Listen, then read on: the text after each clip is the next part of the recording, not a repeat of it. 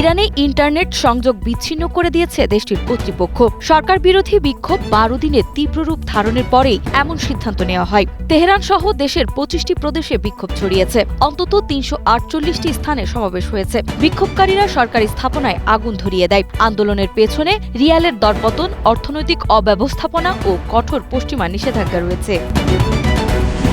সড়ক দুর্ঘটনায় নিভে গেল মাওয়া ও চট্টগ্রামের 6টি তাজা প্রাণ। ঢাকা-চট্টগ্রাম মহাসড়ক ও ঢাকা-মাওয়া এক্সপ্রেসওয়েতে পৃথক সড়ক দুর্ঘটনায় অন্তত 6 জন নিহত ও 38 জন আহত হয়েছেন। মিরসরাইয়ে থেমে থাকা কাঠবাহী ট্রাকে বাসের ধাক্কায় 3 জন, কুমিল্লায় বাস মাইক্রোবাস সংঘর্ষে 2 জন এবং মুন্সিগঞ্জে বাস ট্রাক দুর্ঘটনায় 1 জন নিহত হন। পুলিশের ধারণা, ঘন কুয়াশা ও নিয়ন্ত্রণ হারানো এসব দুর্ঘটনার প্রধান কারণ হতে পারে।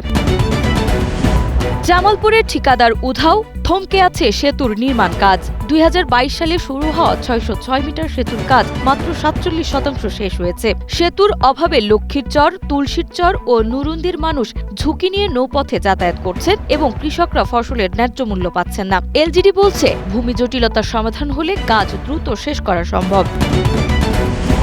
রাজধানীতে মাদক বিরোধী অভিযানে বিপুল মাদকসহ আটক 3। পৃথক অভিযানে বসুন্ধরা আবাসিক এলাকা থেকে 79 বোতল বিদেশি মদ, 132 লিটার ভেজাল মদের কেমিক্যাল ও 166 ক্যান বিয়ার উদ্ধার করা হয়। অন্য অভিযানে ওয়ারির একটি বাসা থেকে কুশমাদক তৈরির আধুনিক ল্যাব ধরা পড়ে। এই 2 ঘটনায় 3 জনকে আটক করে ভাটারা ও গাজীপুরের টঙ্গী পূর্ব থানায় 3টি মামলা করা হয়েছে। উত্তরাঞ্চলে আগুন পোহাতে গিয়ে দগ্ধ শতাধিক রোগী হাসপাতালে। উত্তরাঞ্চলে শীতকালে আগুন পোহানোর দুর্ঘটনা দিনকে দিন বাড়ছে। গত 3 সপ্তাহে শুধু রংপুর মেডিকেল কলেজে শতাধিক দগ্ধ রোগী চিকিৎসা নিয়েছেন। প্রতি বছর শীতে এই ধরনের দুর্ঘটনা ঘটলেও সচেতনতার অভাব কমছে না। রংপুরের হাসপাতালগুলোতে দগ্ধ রোগীদের চিকিৎসা চলছে, তবে চিকিৎসা সুবিধা সীমিত এবং রোগীরা এখনও ঝুঁকিতে রয়েছে। ফ্যাসিবাদ রোধে গণভোটের আয়োজন করা হচ্ছে আলী রিয়াজ। ভবিষ্যৎ সরকার যেন ফ্যাসিস্ট না হয় সেই পথ বন্ধ করতে গণভোটের আয়োজন হচ্ছে, এমনটাই জানিয়েছেন প্রধান উপদেষ্টার বিশেষ সহকারী অধ্যাপক আলী রিয়াজ। ঢাকায় এনজিও বিষয়ক ব্যুরোর কর্মশালায় তিনি বলেন, ত্রুটিপূর্ণ রাষ্ট্রীয় কাঠামোর সংস্কারের জন্য গণভোটে হ্যাঁ ভোট জরুরি, যা স্বচ্ছতা ও জবাবদিহিতা নিশ্চিত করবে। কর্মশালায় এনজিও প্রতিনিধিরা গণভোটে জনসচেতনতা তৈরিতে ভূমিকা রাখার অঙ্গীকার করেন। ফেনীতে অর্ধশতাধিক জরাজীর্ণ বিদ্যালয়ে জীবনের ঝুঁকি নিয়ে চলছে ক্লাস। ফেনীতে প্রায় অর্ধশতাধিক সরকারি প্রাথমিক বিদ্যালয়ের ভবন জরাজীর্ণ হয়ে পড়ায় চরম ঝুঁকির মধ্যে চলছে পাঠদান কার্যক্রম।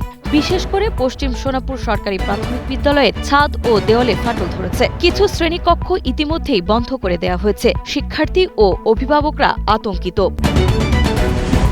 চট্টগ্রামে মুরগি ও গরুর মাংসের দামে আগুন, অস্বস্তিতে ক্রেতারা। চট্টগ্রামের সবজি ও নিত্যপণ্যের সঙ্গে মুরগি, গরুর মাংস এবং ডিমের দাম বৃদ্ধি পেয়েছে।